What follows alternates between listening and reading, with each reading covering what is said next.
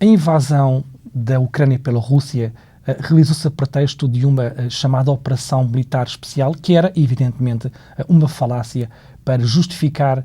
a ilegalidade evidente daquela invasão. Essa questão pareceu-me a mim, desde o início, que era bastante óbvia, que era uma invasão militar como tinham sido todas as outras invasões militares, para ganhar, conquistar território e desmembrar parte de um país. Aquilo que a Rússia tinha de diferente, neste contexto concreto, era uma certa guerra imaginada. Reunir, no fundo, os povos eslavos dentro do mesmo espaço geográfico, que era o espaço geográfico da antiga União Soviética, da Rússia Imperial. Era uma guerra também de libertação do nazismo, e entrou-se naquela retórica, também ela falaciosa, da desnazificação do regime ucraniano, o que não impede, evidentemente, que existam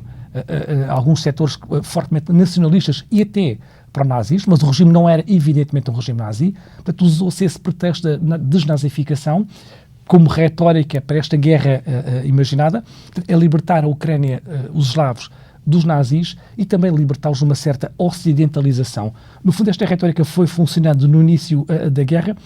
na ideia de que esta proposta imaginada, juntar os povos eslavos, libertá-los da nazificação do Ocidente, muito apostado também numa herança comum, naquilo que era a ideia das raízes culturais e históricas comuns dos povos eslavos, dos russos, dos ucranianos, dos bielorrussos, fortemente baseado também na memória da resistência à própria invasão nazi durante a Segunda Guerra Mundial, ou na perspectiva russa na Grande Guerra Patriótica, e tudo isto foi funcionando durante um período de tempo até que ocorreu uma viragem. Portanto, na fase inicial, esta guerra imaginada, baseada fortemente nesta ideia do sacrifício comum, permitiu à Rússia, de certa forma, criar aqui um engodo narrativo em relação àquilo que era o seu verdadeiro objetivo militar, que era ocupar a Ucrânia. Mas a guerra imaginada, queria voltar a este ponto, funcionou durante um período de tempo que não foi despiciando. Quando eu digo que era este imaginário que alimentava muita da destruição histórica na qual se baseou a invasão da Ucrânia pela Rússia, eu não estava, e não estou, evidentemente, a fazer nenhum tipo de referência ou nenhum tipo de apelo a uma certa romantização da guerra. Não é disso que se trata. O que eu queria, no fundo, era partilhar a minha perspectiva de que esta guerra imaginada, que é um processo, no fundo, ou que corresponde a um processo de reconstrução de uma identidade dentro daquilo que para a Rússia, ou antes, para os nacionalistas russos, eram os limites étnicos deste seu processo de invasão. E a Rússia, ao transformar esta guerra numa guerra de violência contra os povos que iam ser libertados, acabou por perder toda a sua eficácia narrativa na perspectiva, evidentemente, daquilo que era o motivo da invasão. O que isto quer dizer, e aí é talvez este ponto que me preocupe ainda mais, é que esta destruição da realidade, esta guerra imaginada, a partir do momento em que se perde, abre caminho, abre um amplo território para a radicalização da guerra. Ou seja, não há já nenhuma ficção histórica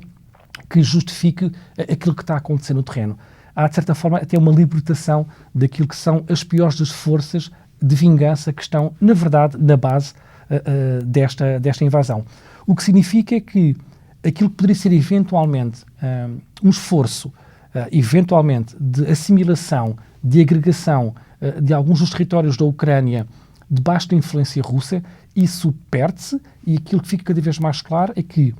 a violência da guerra pretende desmembrar uma parte da Ucrânia e transformar essa região, pelo menos nesta fase inicial do conflito, e o conflito, um conflito que me parece, nesta altura, ilimitado,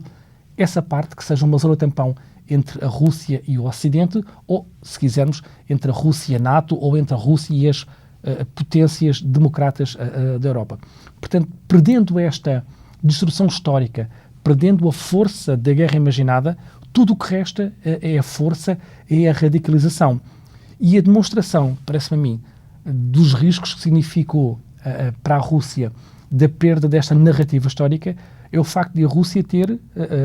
que lidar agora com a adesão, por exemplo, da Finlândia e da Suécia à NATO. Se a proposta inicial era, e era de facto, travar o avanço da NATO para a zona de influência natural da Rússia, a Geórgia e a Ucrânia, a NATO acabou por estender-se para outras zonas, para o norte da Europa, e a Suécia e a Finlândia acabaram elas também por aderir à NATO. O que significa que, sem ter a força da narrativa da ficção, a Rússia acabou por ver-se nesta contingência de aceitar esta circunstância de ter a NATO, na verdade, mais perto ainda da Rússia.